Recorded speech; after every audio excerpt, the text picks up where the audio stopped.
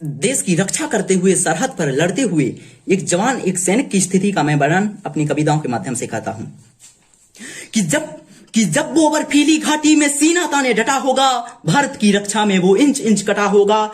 चाहे प्राण चले जाएं पर ना वो पीछे हटने वाला, एक गोली सीने में फिर भी मार रहा है मतवाला। मृत्यु पास थी उसकी पर ना देख रहा था पीछे मुड़कर, शत्रु सेना पर छाया था बादल जैसे उमड़ उमड़ कर। युद्ध भूमि में जब उसकी अंतिम सांस बची होगी, तब उसकी बंदूक ने एक नई कहानी रची होगी। युद्ध भूमि में उसने भारत के झंडे को ना ही झुकने दिया, युद्ध भूमि में उसने भारत के झंडे को ना ही झुकने दिया, शीश कटा लेकिन बंदूक को ना ही रुकने दिया।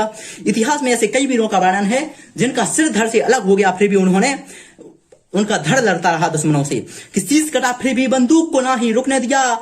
जब उस सैनिक मातृभूमि की रक्षा में जब उसने अपना शीश कटाया होगा, उससे पहले वह दुश्मन के 10 शीश काट कर लाया होगा, उससे पहले वह दुश्मन के 10 शीश काट कर लाया होगा। उसकी वीरता की यादें घाटी में आज भी जिंदा हैं। रोज शीश कटते सेना के प्रशासक शर्मिंदा हैं, रोज शीश कटते सेना के प्रशासक शर्मिंदा हैं। रोज सैनिकों की लाशों से मातम घरों में होता है, रोज सैनिकों की लाशों से मातम घरों में होता है। उस सैनिक का छोटा बच्चा घर में छुपके रोता है, एक माँ से उसकी आंखों का तारा छिन जाता है, एक पिता से उसकी अर्थी का सहारा छिन जाता है।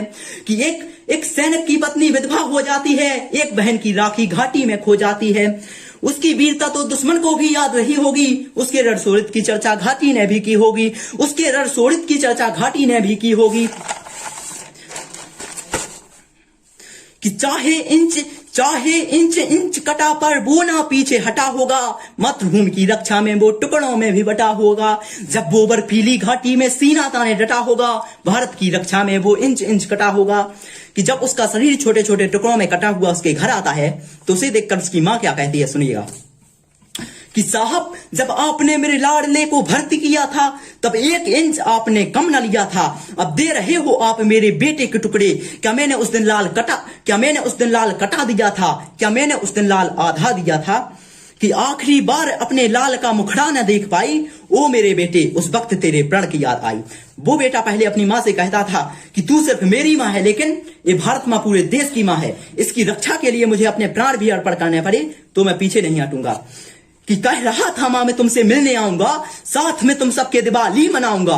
कोई बात नहीं लाल तुम मिलने ना आए, रक्षा के खातिर देश की प्राण गवाए। ऐ देश तेरी वीरता को याद रखेगा इतिहासों के पन्नों। अगर आपको मेरी ये कविता अच्छी लगी तो लाइक शेयर जरूर करें और सब्सक्राइब करना ना भूलें।